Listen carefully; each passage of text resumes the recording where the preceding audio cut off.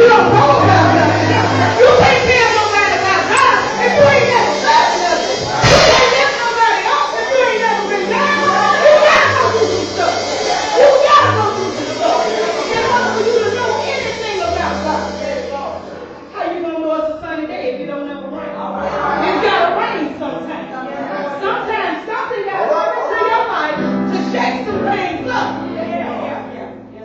Lord have mercy. All right, will you be ready? Lord have mercy. I hope I be ready. I'm working on getting ready. Though we all got little shortcomings. Don't never think you done get there. Because that's when you find out you have. All right?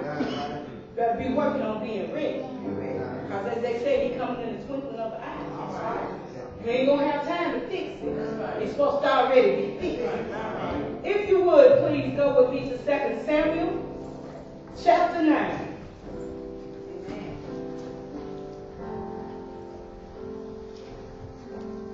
When you have it, please stand in honor of the word.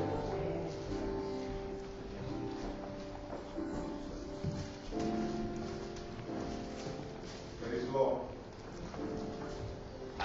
We're in 2 Samuel chapter 9. We're starting with the very first verse. And David said, is there yet any that is left of the house of Saul, that I may show him kindness for Jonathan's sake? And there was the house of Saul a servant whose name was Ziba. And when they had called him unto David, the king said unto him, art thou Ziba? And he said, thy servant is he. And the king said, is there not yet any of the house of Saul, that I may show kindness of God unto him? And Ziba said unto the king, Jonathan hath yet a son, which is lame on his feet. And the king said unto him, where is he? And Ziba said unto the king, behold, he is in the house of Machir, the son of Amiel, in Lodebar. The king David sent and fetched him out of the house of Machir, the son of Amiel, from Lodebar. Now when Mephibosheth, the son of Jonathan, the son of Saul, was coming to David, he fell on his face and did reverence. And David said, Mephibosheth, and he answered, behold, thy servant. And David said unto him, fear not, for I will surely show thee kindness for Jonathan thy father's sake, and restore thee all the way of Saul thy father, and thou shalt eat bread at my table continuously. And he bowed himself and said, what is thy servant that thou shalt look upon such as a dead dog as I am? Then the king called to Ziba, Saul's servant, and said unto him, I have given unto thy master's son all that pertain to Saul and to all his house. All right. If you would, please indulge me for just a moment. For those of you that may need a topic, I'm coming out of this. All right. I'm coming out of this. I'm coming out of this. Amen. I'm coming out of this. I'm going to give you a little background with this because I want you to get the full understanding. This is a time of turmoil. This is a time when Saul was king, but now David is king. Right. Saul and Jonathan, who was to receive the throne, was killed in the same battle. Jonathan had a son. Son was 5 years old. During this time, what happened was when a new king took the throne, they killed out the whole family line. So nobody could rebel against them to regain the throne. All right. But David made a promise to Jonathan, who was a friend of his, that he wouldn't kill out all of his family line. That's a pretty deep promise for back in those days. All right, then. Now, something I want you to understand is, even though Jonathan was killed, David still wanted to honor that promise. All right, then. All right. A lot of us have a problem honoring promises that we make face to face. Come on, then. We have a problem keeping up with them promises that we make face to face. But this man was set to fulfill this promise to a dead friend. All right. Now, some people would have thought since Jonathan was dead, the promise was dead. Jonathan dead. The promise dead. Come on now. I ain't got to fulfill that. But David, being a man of God, decided I made this promise. So I need to fulfill this promise. Now, don't you think if Mephibosheth had been living today, he'd been messed up? Because when Jonathan died, that promise was died with him. They were buried, and there would have been it. They'd been gone.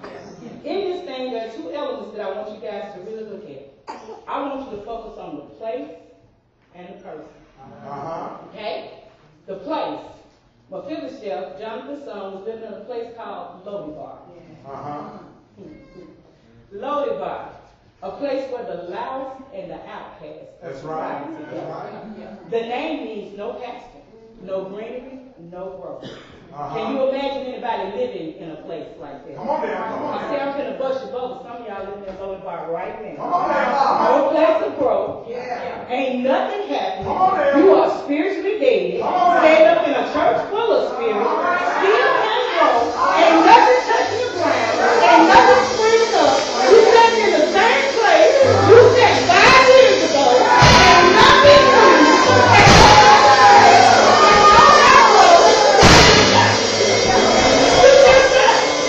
You just living in Lodebar. Wondering when something is going to happen. When something going to happen. See, Lodebar is a place of destruction and discouragement. It's a place of bondage and hopelessness. It's a place of fear and loneliness. And Lodebar don't have to be a physical place. Come on. It can be a mental place. It's a place you take yourself when you're trying to hide from God. Let's be honest. Come on now. We've all done stuff that we know wasn't right, so we wanted to hide from God. What did you do? You went to Lodebar. Where wasn't nothing growing. I ain't got to worry about it because I'm down here in Lodebar. Come on. If you don't think it's real, let me help you out. Help us. Why do you think homosexuality is so rampant? Why do you think it's rampant? Guess what? It's Lodebar. It's a covering for the acts that we've committed that we want to hide from God. When Mephibosheth was little, his nurse, knowing the danger that this child was in, grabbed him and took off running. She said, I got to have him. When she took off running, she dropped the child and caused him to be lame. Now, when we're running in this world we call society, and all of this stuff is going on, we running around trying to find out where we belong, and while we running, we trip and we fall. We get lame, we got crippled. Some of us tripped into addiction. Some of us tripped into adultery. We got caught up in confusion and selfishness and pride, and before you know it, we were living in Lodebar. Wasn't nothing growing. Now I'm gonna tell you something. Everybody you think that's living good ain't living good. We have a way of dressing it up, making it look good, putting on all the accessories, and messed up on the inside. Lodebar is in here. It's in here. It's the prison that you create for yourself. Now, I'm going to mess you up because I want you to look at the person next to you. They might be living in Lodebar.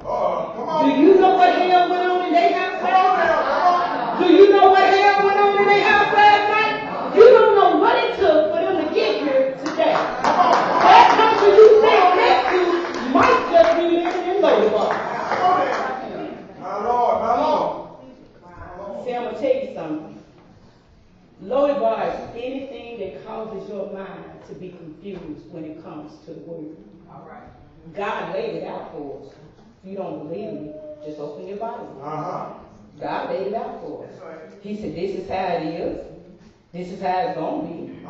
This is what it looks like. But when we start letting the things of society confuse our mind against the word of God, we start to live in Lodebar. Have you ever been someplace that you didn't know how you was going to get out of it? My Lord. Have you? That's right. Have you ever been in a situation that you couldn't figure out what in the world is going to happen to me?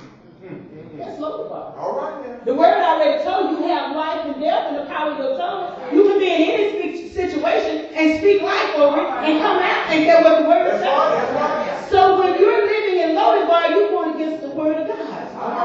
God said we're children of light. You ain't got no business living in darkness. He said the word is making everything grow and prosper. And you in Lodebar where there's no green pastures.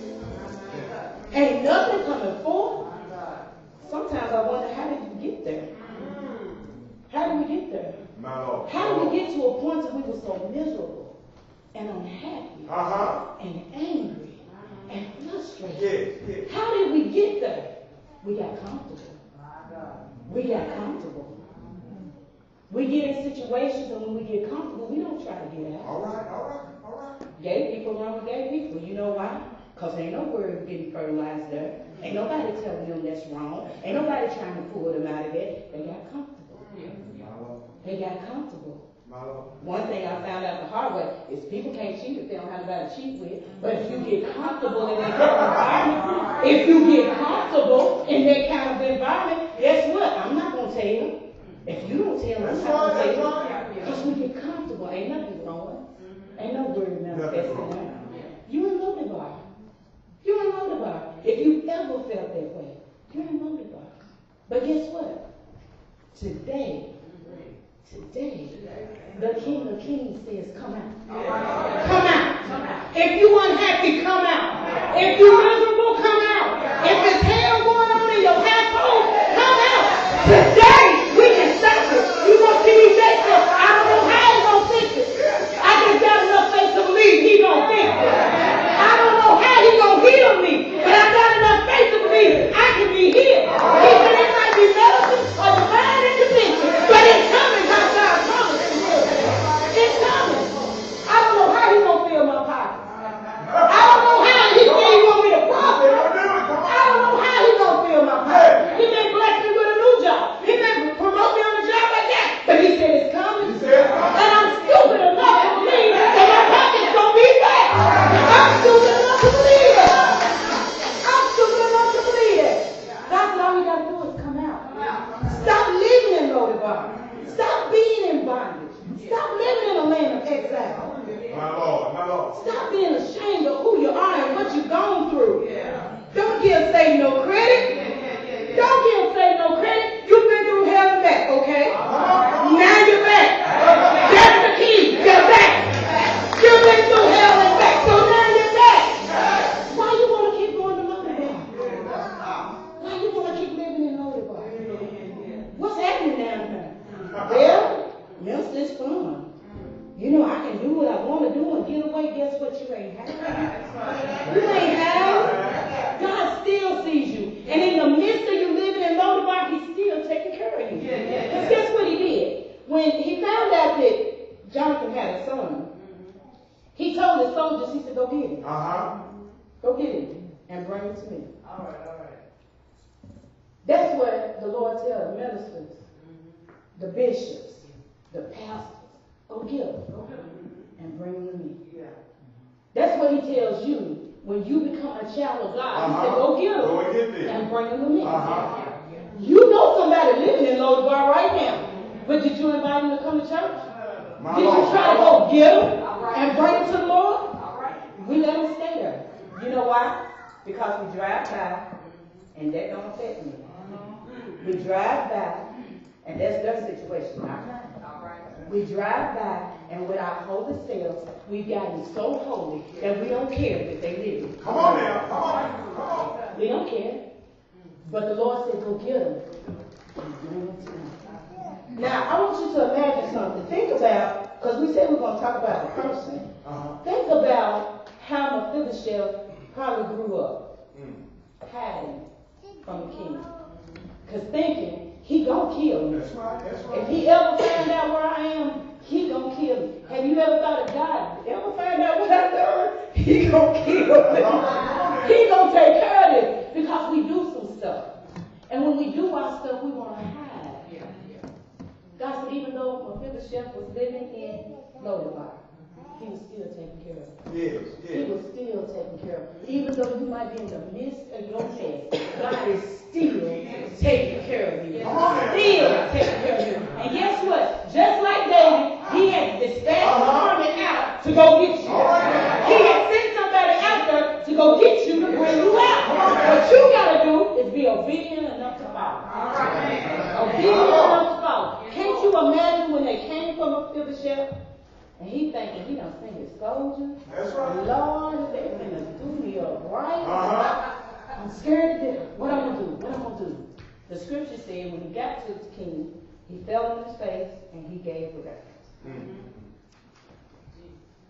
My Lord. When he got to the king, Yeah. he fell on his face and gave breath. Y'all ain't got to get it. When he got to the king, he fell on his face and gave breath. This altar is open for you to fall on your face and give breath. Didn't nobody tell you to jump no pews? Didn't nobody tell you to make no big entrance? Didn't nobody even have to know what you and God talking about? When you down here making breakfast. We too prideful to even fall on our feet. Lord have mercy. And the killing part about it is we don't deserve anything from God. God does it for somebody else's sake. See, he sent his son Jesus to die on the cross just to save us. And the killing part about it is humanity failed. Come on. Man rebelled. But God kept his promise. Even when we were letting the Spirit of the Lord fail, God still kept his promise. When you think about it, all of us have been running for our lives, trying to figure out where we get. That's right. And all of us and failed. But the killing part about it is you don't have to stay. You might be in Lodi Bar right now. That's right. But you don't have to stay. Right. The Lord said today is the day. Come on, Lodi Bar. It's nothing else but this marriage. You ain't messing with marriage. But guess what? The Lord said, I got something so far that I want. David said, come and eat at my table. The Lord said, come and eat at my table. He said, everything you need has already been set up on the table. If you need to be healed, I got my healing over here on the table. If you need some joy, I got a big bowl of joy. Stay right here on the table. All you got to do is come eat. All you got to do is come eat. He said, eat till you get full. And guess what? I love you so much that after this meal, there'll be another meal. I love you so much, I'm not going to let you go. That's right. Hungry. And all you got to do is come out and over. Come out and over. Yeah, I know sometimes it's hard because, you know, Satan has confused some of us to believe that you're crippled and you can't stand. That's right. Satan has fooled some of us to believe that because you land in both feet, you will never walk. But guess what? God is so powerful that he'll get somebody to prop you up and break you up if you want to come. God is so powerful. He said, I don't care about you being right. I don't care what you did. I don't care how you did it. I don't even care who you did it with. All I want you to do is come. Come on. He said, you can't walk wrong. All right. If you can't walk wrong, he said, I'll take it any kind of way I can get it if you'll come out of those fires. Caught up in the wrong thing. We're afraid to come out of the wrong. We're afraid they're going to talk about it. We're afraid somebody don't know. Guess what? They already know. They already know. You think you had it. You think you got it now. People see you every day. People know every day that your life is not right. All right. Stop being in those wrongs. Come on. Come to the King's table. Come to the King's table. I know you're tired. I know you're tired. I'm tired too. Come on. I know you're tired. I see it in some of your eyes. Last Sunday, Lord have mercy. I saw some stuff go on. I saw some people's expressions. I saw some hearts falling. I know you're tired. I know you're tired. So if you're tired, come on out of Lodi Bar. There's no need for you to be there. God said, I got everything you need. Everything you need. Everything you need. Come out of Lodi Bar. What's the problem? What's the problem? What's the problem? Well, I tell you what the problem is. I ain't got nobody to push. I ain't got nobody to push me. I ain't got nobody to push me. I need somebody to push me. I need somebody to encourage me. I need somebody to be there strong. I need somebody. Guess what? I'm going to give you somebody. High five somebody sitting next to you. Anybody? High five. High five somebody sitting next to you. Guess what? That's your push part. That ain't no prayer part. That's your push part. They gonna pray if something happens. They ain't gonna do a prayer out here every now and then. They gonna keep praying till they see you move. They gonna keep praying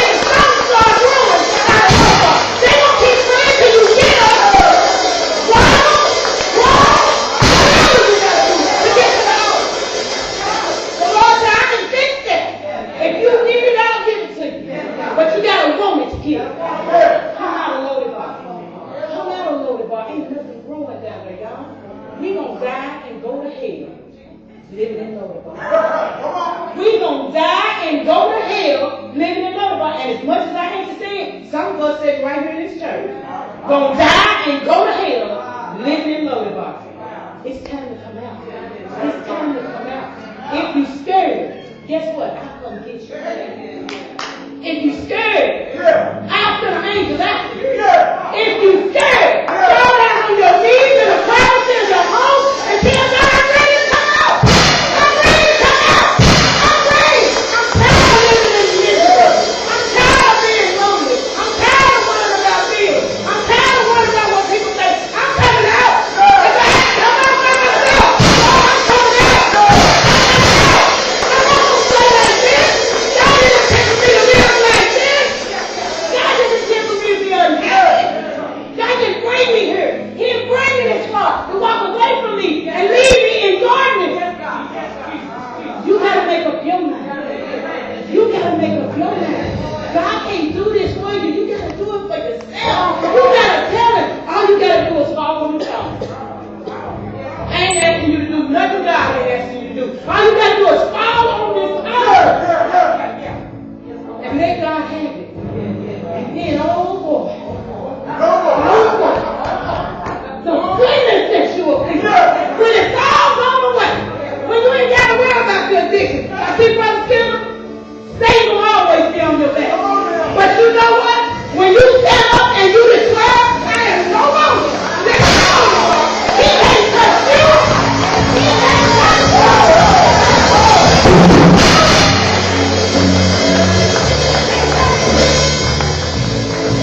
He can't touch you. He can't touch you. Brother Jeff, need a healing. Have mercy. Come on out of low bar. Doctor, I got that healing for you. Right here in this house, if you want. All you got to do is stretch your hand. So with me what you will. And your sickness will walk away. And never look back. Never look back. We got to come out of low bar, y'all. We got to come out of low bar. Once again. God said, I bless you with a power. You don't let nobody take that from you. God said, come out, Lord God. Don't worry about what they say. Don't worry about how they feel. Just let God work through you. He said he is a father of light. He's not a father of darkness. We need to be walking in the light of the Father. But we choose to live in Lodabar. We choose to live in Lodabar. So I'm going to tell you, today's your day to come out. Today's your day to come out. No matter what it is. No matter how bad you think it is. God got something for it. He said, I'll fix it. If you give it to me. But you got to give it to him. Thank you.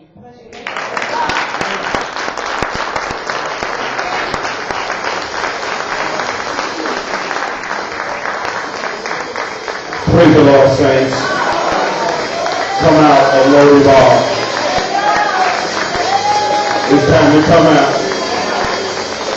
I did a sermon on that, amen. I said from the pit to the palace. It's time to move from the pit to the palace. Are you tired? Are you tired?